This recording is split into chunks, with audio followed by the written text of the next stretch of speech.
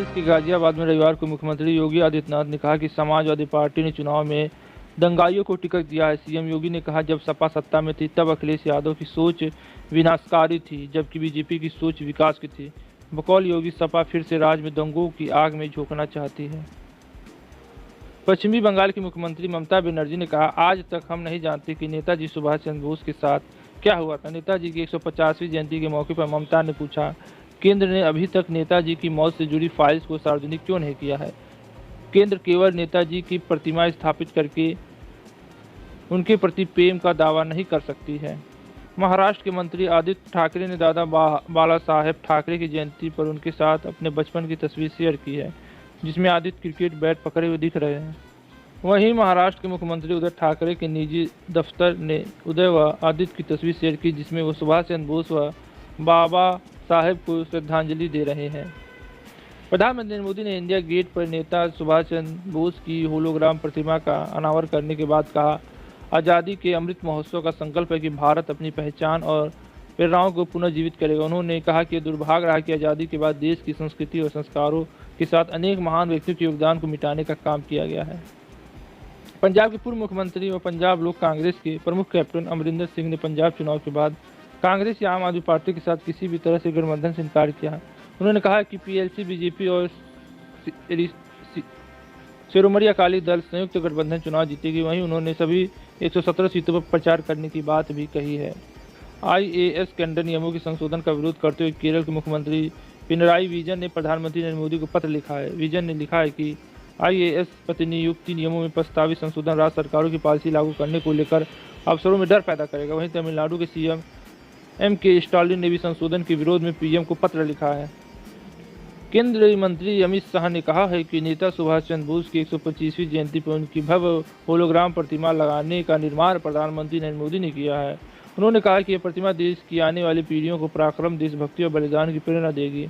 ये प्रतिभा देश के करोड़ों लोगों के मन में भाव की अभिव्यक्ति होगी। सुभाष चंद्र बोस के भतीजे और अभिनेता अर्धेंदु बोस ने एनआरआई को दिए इंटरव्यू में कहा कि भारत को महात्मा गांधी की शांति आंदोलन से नहीं बल्कि नेता व आज़ाद हिंद फौज के कारण आज़ादी मिली थी।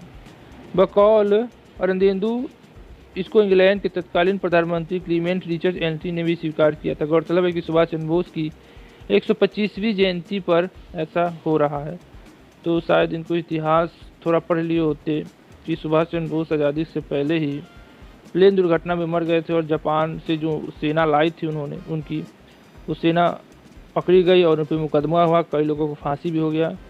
तो 28 लाख जो सेना में भर्ती किए थे आज़ाद हिंद फौज की, उसको अंग्रेज़ों ने पकड़ के मार दिया और जो बच गए भाग गए। और इस तरह ना उनको खाने के लिए खाना था, बंदूक था, कुछ भी नहीं था। तो एक प्रकार से जैसे ही जापान हारा वैसे ही आज़ाद हिंद फौज का अस्तित्व भी खत्म हो गया। तो ये बहुत दुखद की बात है कि ऐसा हुआ। उत्तर प्रदेश की पूर्व मुख्यमंत्री और बसपा सुप्रीमो मायावती ने कहा कि शायद पश्चिमी यूपी की जनता को मालूम नहीं है कि गोरखपुर में योगी जी का बना मठ किसी बड़े बंगले से कम नहीं है। बकौल मायावती, सबको मालूम होना चाहिए कि गरीबों को मकान और भूमिहीन को जमीन देने के मामले में बीएसपी सरकार का रिकॉर्ड बेहतरीन रहा है। कांग्रेस नेता राहुल गांधी ने ट्वीट पर लिखा है कि विकास ओवरफ्लो सिर्फ हमारे 2 के लिए हुआ है, जबकि हमारे 4 करोड़ भाई बहनों और गरीबों में ढकेला गया है। उन्होंने बीजेपी फेल इंडिया हैशटैग का इस्तेमाल करते हुए कहा कि 4 करोड़ सिर्फ आंकड़े नहीं बल्कि असली लोग हैं। बकौल राहुल, 4 करोड़ में हर व्यक्ति बेहतर का हकदार था।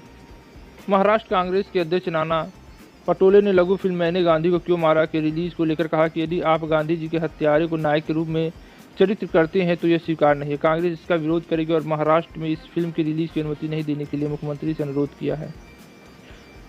इसमें गोडसे की गलती है, क्योंकि महात्मा गांधी नहीं चाहते थे कि देश का बंटवारा हो, और महात्मा गांधी की गलती नहीं थी देश का बंटवारा हो, क्योंकि जवाहरलाल नेहरू और वल्लभ पटेल जानते थे कि इन लोग को अलग करने से ही हमें आज़ादी मिलेगी, तो अलग ही क्यों ना हो जाए, क्योंकि अंग्रेज़ बिना अलग के आज़ादी नहीं दे रहे थे।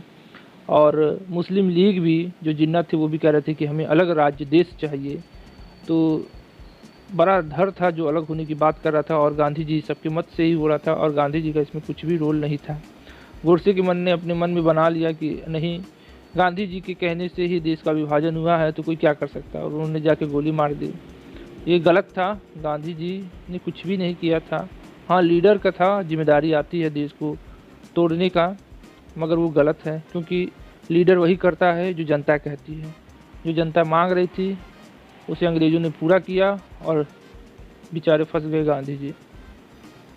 नेता सुभाष चंद्र बोस की 125वीं जयंती पर भाटपार में बीजेपी और टीएमसी कार्यकर्ता आपस में भिड़ गए। हालांकि हालत को काबू में करने के लिए पुलिस ने लाठीचार्ज किया और इलाके में तनाव के मद्देनजर भारी संख्या में पुलिस बल तैनात किया गया। रिपोर्ट के अनुसार बीजेपी कार्यकर्ता लोगों को मास्क और सैनिटाइजर बांट रहे थे। पंजाब के पूर्व मुख्यमंत्री कैप्टन अमरिंदर सिंह की पार्टी पंजाब लोक कांग्रेस ने राज्य के विधानसभा चुनाव के लिए रविवार को 22 उम्मीदवारों की पहली सूची जारी की है। इन 22 उम्मीदवारों में से 2 माझा, 2 दोआबा और 7 मालवा क्षेत्र से हैं। कैप्टन अमरिंदर ने कहा कि दूसरी लिस्ट 2 दिन में जारी होने की संभावना है। आज के लिए बस इतना ही, फिर मिलते हैं नए वीडियो में। जय हिंद, जय भारत।